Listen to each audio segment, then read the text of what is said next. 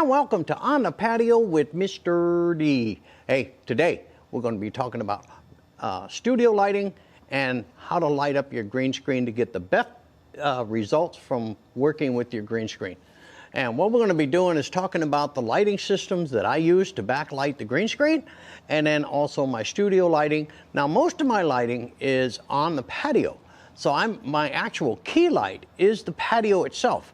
The light's coming in from outside on the patio, which is natural light, and that's really bright, especially when the sun gets moving around this section up here. It really gets bright, so I have to offset it with a fill light and a backlight. And that's what I've done today. I've got the fill light and the backlight, and then I have my key light, which is the actual natural light. And the same thing with the green screen lighting. I'm using two stick lights to light up the green screen to give me an even flow of light across the green screen, so when I put something in the background, it's nice and clean and it doesn't have any holes in it. The same thing holds true when you're shooting on a 20-foot green screen, which we'll be doing today. I'm going to give you an idea of how to set that up. Now, I use 3 lights when I'm working with the green screen. I have the 2 stick lights on the left and right of me, and I'm going to show you all those in just a second. And then I have a stick light that's on a boom, and that way I can adjust that and fill the center or a dead spot in the green screen, especially if I'm shooting in a 20-foot area. I can set that up, and if I'm in a narrow area like I am when I'm on the patio, guys, it's narrow. I've got about 5-6 feet from where the green screen sits to where I'd step in the pool. So what I have to do there is set up the green screen lighting to where I set the boom at the end and then shoot it out over the top. And anyway, guys, I'm going to show you all of that today and show you how I get the studio lighting to get good balanced lighting, and also how to light the green screen. So hey, without further ado, let's get this thing going. All right, guys, the first thing I want to do is talk about the stick lighting or backlight for the green screen itself. You can see here I've got a stick light, I have a stick light there, and I have a hair light there. Now, the hair light I'm using for me today, but when I get over to this 20-foot green screen, I will be using that hair light to light up this center section right here. Now, you see the shadow in the green screen? That's what you don't want, so you want to backlight your green screen. So I'm going to show you what I've done. One of the key things is you can use just about any light that you want, but what I like to have is something that I can adjust the Kelvin, and that is remote control operated, like this right here. So when I'm ready to fire this stuff on, you can see everything is on. The Kelvin on this one is set. Now, if you notice, this is pretty much pure white light. But if you look at the hair light, it's got some warmth in it. And that's because I was using it as part of my video over me. But you can see what it does here, guys. It lights up this whole green screen. Let me shut them off. You see how dark that gets? And turn them all back on, and there you go. Now, these are really cool lights. They have battery and plug operation here. And they're actually offered by Neewer. And what I'll do is I'll put the link in there, but you can either run it the AC adapter, or you can run it battery out. Now, the batteries aren't included. That would have to be a separate purchase. But I'll put that battery also in the description. Now, the next thing I wanted to talk about was my lighting. We talked about the key light. In this case, the key light is my open patio right here, which is a beautiful day, and that's really bright, and that's what I have to balance the lighting with. To do that, I use LED photo bulbs in a 6-sided softbox. These are also remote controlled operated, and I fire them up, and I can also adjust Kelvin on these also.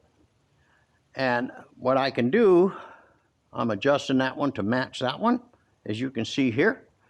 And then when you're sitting down, I look at the monitor that is up here on my camera system, and see if the light is balanced or not. Okay guys, this is everything shut off, and first thing I want to do is light up the green screen, so I'm going to hit the remote there and turn those on. Then I'm going to hit my fill and backlight. So having the backlight here and the fill light here and the two stick lights lighting the green screen gives me a great balance of light, and also my hair light, which is up on top. Now it is now at 5600 Kelvin is what I want there, but if I wanted to change that, I can easily do it. As you can see, it's changing on all three lights. Now I've added some more warmth into the green screen, which I really don't want in this case. So I'm going to take that all out. And that gives me a good balance on the green screen right there. Now on these lights here, I can also adjust the Kelvins. Here now I'm back to even. That's what's so great about that. You can see where I'm doing sectioning, and I'm going to balance it out here and turn it up. And there we go. And that's how I do the backlight right here and the fill light right here. And then of course the key light is over there. So what we're going to do now, guys, is we're going to go ahead and I'm going to show you how I light up the big green screen. So hey, we'll be back in a minute.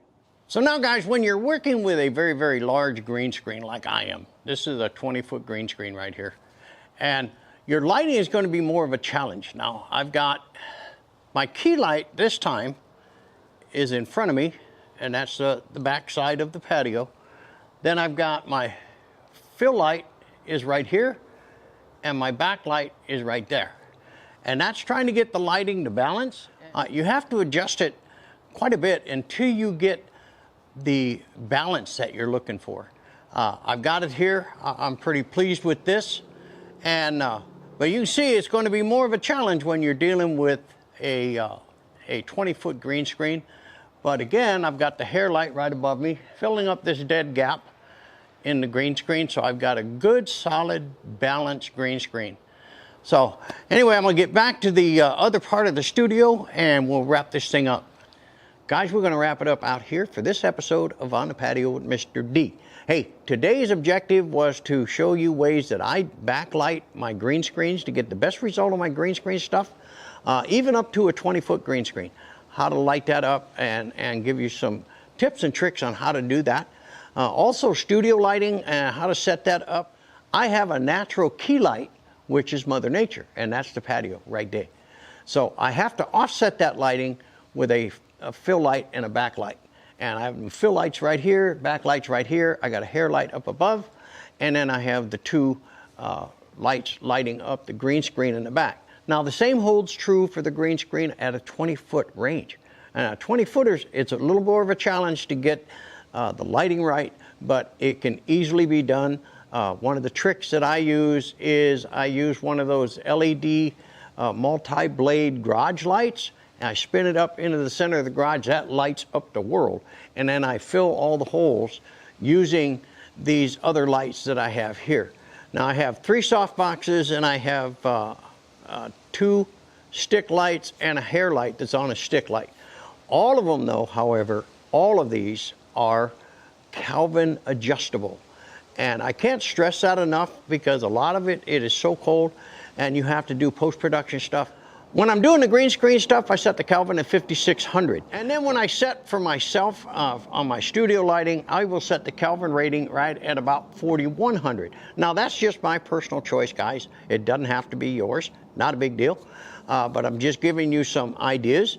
Now, also on that Boom hair light, I use 2 2.5 dumbbell weights that fit into the sandbag. Sandbags are a pain in the butt to work with. I drop 2 2.5s in there. That 5-pound sandbag at the back works great to keep that light steady and doing its thing. So anyway, guys, I hope you enjoyed this. We'll see you on the next one.